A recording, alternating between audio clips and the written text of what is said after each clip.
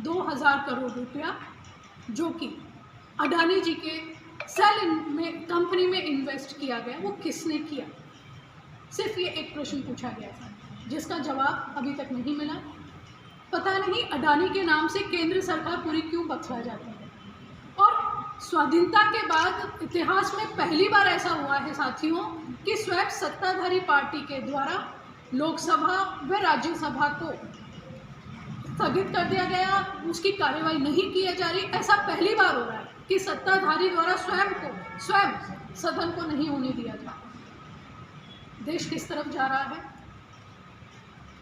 वर्तमान में जो केंद्र सरकार है, आदरणीय मोदी जी हैं, वो चाहते हैं कि मीडिया उनके हिसाब से चले, वो चाहते हैं सरकारी संस्थाएं उनके हिसाब से चले, वो चाहते हैं विपक्ष कुछ ना बोले, चुप रहे। परंतु मैं कहना चाहूँगी, राहुल गांधी जी उस परिवार से आते हैं जिनके परिवार ने देश के लिए महत्वपूर्ण भूमिका निभाई है, तो वो सत्य को छुपने नहीं देंगे, वो दबेंगे नहीं, वो डरेंगे नहीं, वो देश के लिए इसी तरह से अपनी बात और अपनी आवाज़ उठाते रहेंगे और कांग्रेस का प्रत्येक कार्यकर्ता, प्रत्येक सिपाही उनके साथ कंधे से कंधा मिलाकर रहे। मैं कहना चाहूँगी कि राहुल गांधी जी की आवाज़ को दबाया नहीं जा सकता। जिस तरह से कांग्रेस पार्टी ने देश को स्वतंत्रता दिलाई, उसी तरह से सत्य की लड़ाई के लिए हम इसी तरह से कटिबद्ध रहेंगे, इसी तरह से लड़ते रहेंगे और इसी तरह से एक होकर देश में हम इस तरह की ताकतों को हावी नहीं होने देंगे।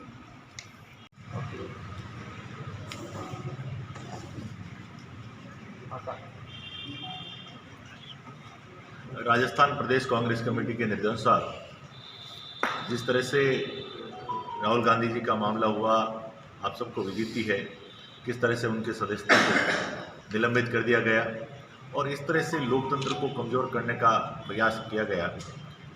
उसके विरोध में आज पीसीसी के निर्देश पे सभी जिला मुख्यालयों पर ये प्रेस कॉन्फ्रेंस का आयोजित किया जा रहा है। और हमारे यहाँ पर जो राज्य बाल अधिकार संरक्षण आयोग के अध्यक्ष है, हमारे हाथ से हाथ जोड़ो अभियान की जिले के समन्वयक है संगीता बेनीवाल जी और हमारे प्रभारी निमाराम जी और सभी वरिष्ठ नेतागण यहाँ पर उपस्थित थे, उन्होंने इनकी बात रखी। साथियों, अभी पहले भी बताया गया, गांधी परिवार ने इस देश की एकता और अखंडता के लिए और इस देश की आज़ादी में बहुत बड़ा योगदान दिया। नेहरू जी से लेके गांधी जी से लेके उन्होंने बड़ी मेहनत से, त्याग, तपस्या और बलिदान से अनेक क्रांतिकारियों ने सादत से इस देश को आज़ादी दिलाई और उसके बाद में डॉक्टर बाबा साहब अम्बेडकर जी के नेतृत्व में खूबसूरत संविधान हमें मिला।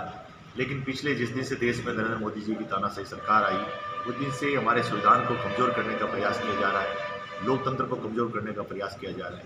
और जिस तरह से राहुल गांधी जी की सदस्यता को निलंबित किया गया, कोर्ट ऑर्डर देता है, उस ऑर्डर को स्टे हो जाता है, 1 महीने का उसमें समय दिया जाता है, उसके बावजूद दूसरे दिन लोकसभा सेक्रेटरी उनके सदस्यता को निलंबित करने के लिए जो आदेश जारी कर देते हैं और उसके बाद में उनसे सरकारी बंगला खाली करवाने की चिट्ठी भेज देते हैं, नोटिस भेज देते हैं। याद रहे कि इस परिवार ने अपना जो एक बड़ा भवन था, आनंद भवन, इस देश को सौंप दिया। जिस परिवार ने पूरे जीवन भर, परिवार की पीढ़ी दर इस राष्ट्र की सेवा की, उसके साथ अगर कोई इस तरह का अन्याय करता है तो देश के साथ अन्याय है और देश के लोकतंत्र के साथ अन्याय है। लोकतंत्र के साथ जब कुठाराघात करने का प्रयास किया गया, कांग्रेस पार्टी ने हमेशा उसका विरोध किया है। वो लोकतंत्र की मजबूती और संविधान की मजबूती के लिए पार्टी ने हमेशा कार्य किया है।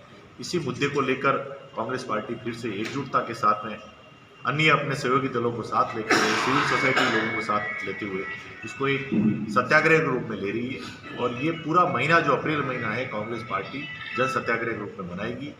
हमारी आज प्रेस कॉन्फ्रेंस जिला स्तर पर हो रही है, कल ब्लॉक स्तर पर प्रेस कॉन्फ्रेंस आयोजित की जाएगी। उसके बाद में ब्लॉक कांग्रेस कमेटी अलग अलग जगहों पर नुक्कड़ बैठकें कर इस मुद्दे को आम जनता तक लेके जाएगी। और उसके साथ ही आने वाले समय में अप्रैल महीने में जिला स्तर पर एक बड़ा जन सत्याग्रह का कार्यक्रम होगा। उसके बाद में राज्य स्तर पर कार्यक्रम होगा जिसमें सभी कांग्रेस पार्टी के सभी आम जन कार्यकर्ताओं के साथ आम जनता की सहभागिता होगी।